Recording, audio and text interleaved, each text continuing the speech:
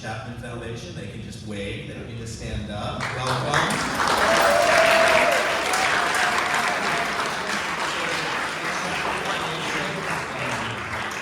Gives a lot of financial support to great organizations around the county, and they've been a long-time historic partner of York School. They care about York School and education, so they've given money to scholarships for students here over the years, and so we just thank them so much for their generosity, and I'm glad you're here today. I'm glad you can be at break today, so thanks.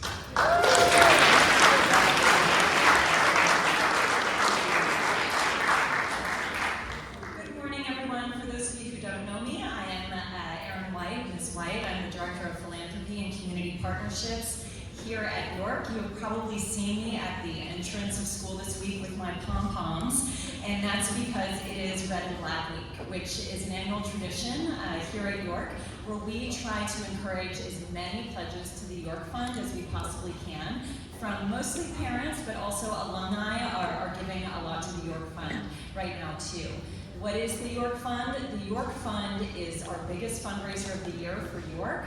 I think all of you are aware of our proud mission that 60% of our students here at York receive some sort of financial assistance in order to come to school here. It's one of the ways that we remain independent and maintain one of the most creative and brilliant student bodies on the Monterey Peninsula. I'm really, really proud of that legacy for York, and thankful to organizations like the Chapman Foundation who help us meet that mission. So, what does this mean for you? What I could use this week is some student help. Always I hear that one of the biggest motivators for supporting York is actually seeing the product of our education, and that's you guys.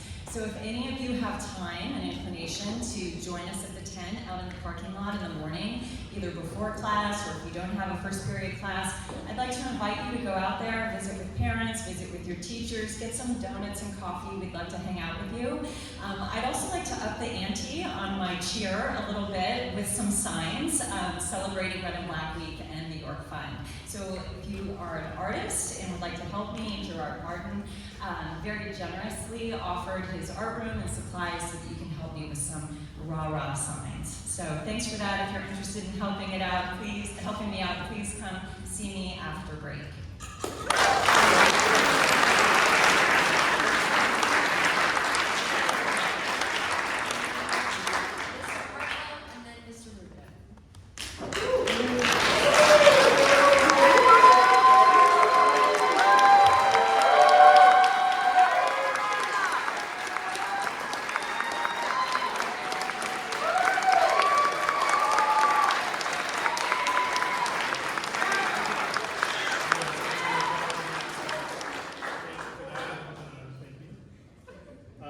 This is a terrific week for the juniors and seniors to visit some college admissions reps in my office.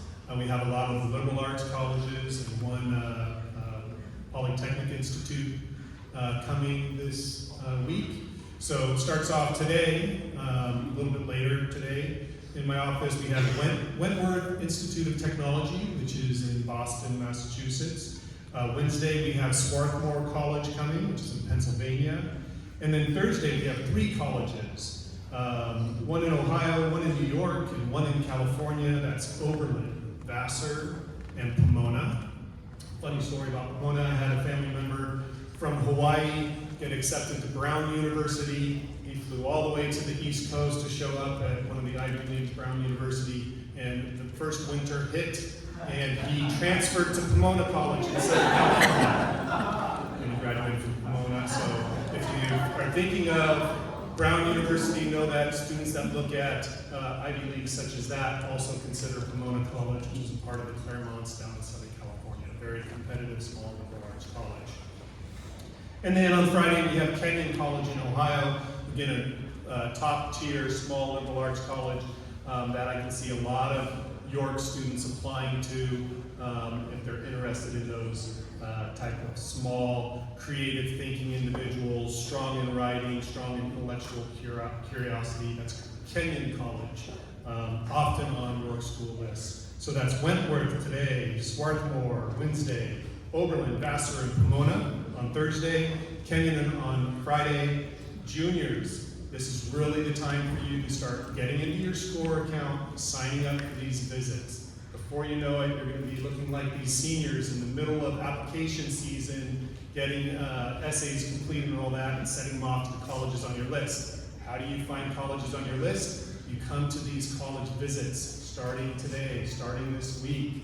So make sure you get into that SCORE. If you have any complications doing that, see me and sign up for these visits. Okay? I know you're thinking tomorrow, next year, so far down the line, but it takes some prep today and some research today. This is a golden opportunity for people that are going to read your application. You can meet them in my office this week. Okay? So thank you, everybody, and thanks for that nice warm welcome back. I definitely missed all of you. Thank you.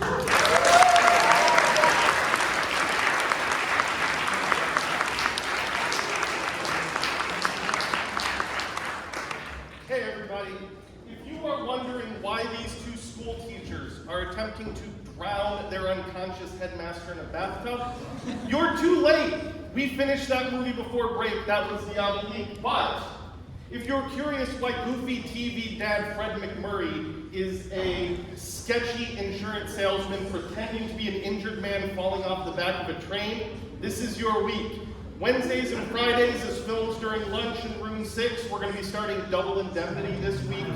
It is one of the best films in the genre of film noir. The idea of the femme fatale, this sort of dark look and mystery. It's a great film. Please come join us. We'd love to have you.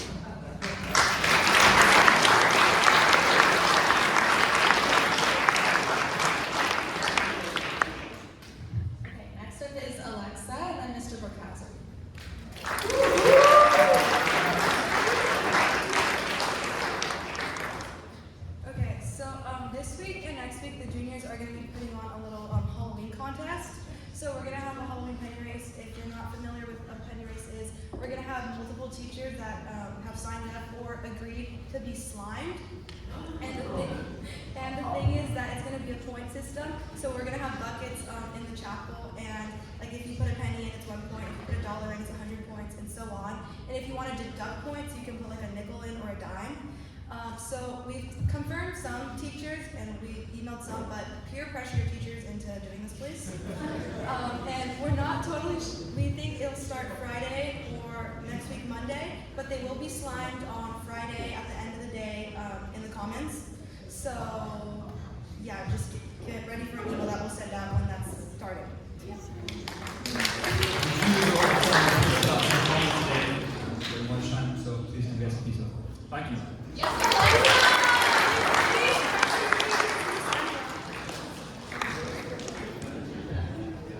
Welcome back, Mr. Partlow. Speaking of exciting mountain bike activities,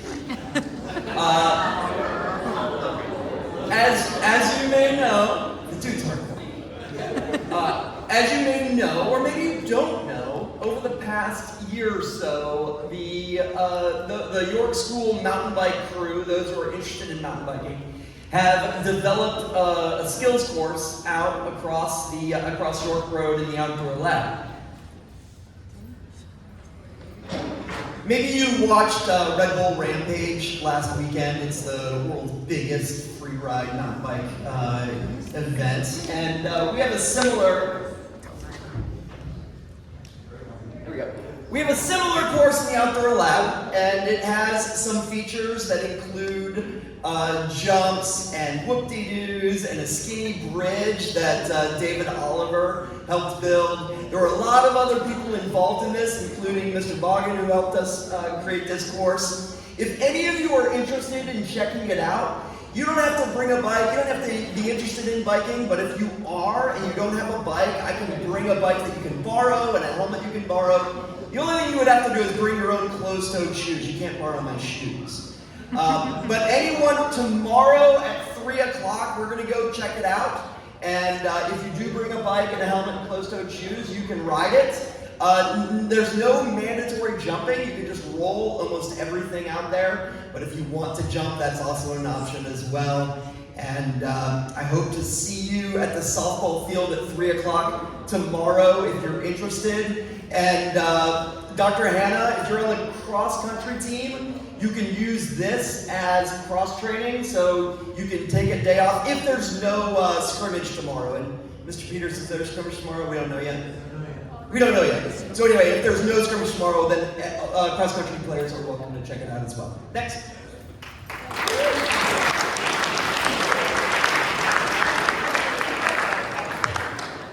Mr. P to round us off.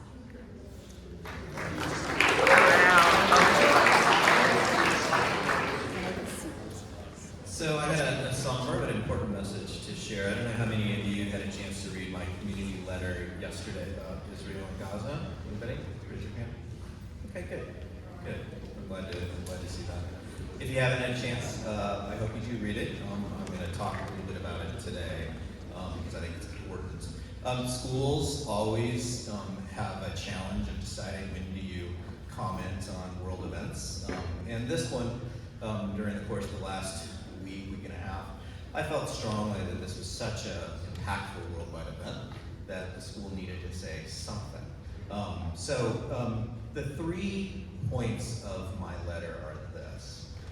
The killing of innocent civilians is wrong, no matter the context or the place. That's number 1. Number 2, anti-Semitism and anti-Muslim acts, or Islamophobia, are both unacceptable. And 3, this is a really important one, taking a moral stand against terrorism and murder while thinking critically about world events as they evolve are not mutually exclusive. You can do both of those things at the same time. So back to the killing of innocent civilians. Many of you maybe have heard or seen some of the horrific images of Hamas's murder of innocent Israelis. You may also have seen the murder and death of innocent Palestinians. Both of those, in my opinion, are wrong. And I think as a school, we take that stance that it's wrong, no matter what context, for innocent civilians to die.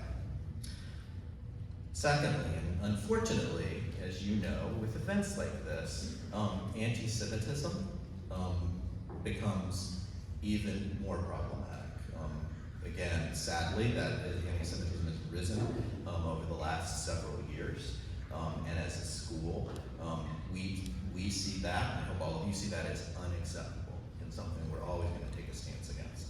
As well as taking a stance against anti-Muslim acts or Islamophobia, because that also is something that I'm afraid will come out of these 2 events. So something that we want to take a moral stand about. And then finally, being able to think critically about politics, social events, economic events, is something that we're developing in you as students here. It's part of the mission to develop independent, creative thinkers. But that doesn't mean that you can't take a moral stance, an absolute moral stance, on issues such as the murder of innocents across the globe. So that was the point of the letter, is to make sure that as a school we were giving that message to you, most importantly, to understand how we feel as a school, as adults. It's been hard on a lot of adults in this community. I'm sure it's been hard on a lot of you. And so we wanted to make sure that we made a statement about that. We also know that this isn't something that after break today is done and we're not going to talk about it again. You may talk about it in classes, you may talk about it outside of class. We are going to set aside some time on Thursday from 12:15 to 1 for those that just want to come. Faculty, staff, students, sit together, discuss, be able to emotionally process whatever you need. We want to make that space available, so that'll be during Block 5 on Thursday, and likely we'll probably be in the theater. If that changes, I'll let you know. So we're going to give you that opportunity. And as always, if you need to talk to a trusted adult about this, please do. Please reach out to them. We want to be here to support you. And then the final thing I'll say is that the most important part of this is that we're compassionate, we're tolerant, and we have empathy. And that's something I hope that we're developing in you. And in addition to those academic skills, those sort of life skills are really critical also. So anyway, thank you for listening. And again, if you have anything that you'd like to share with the adults or need some help with this, please let us know. So, thanks.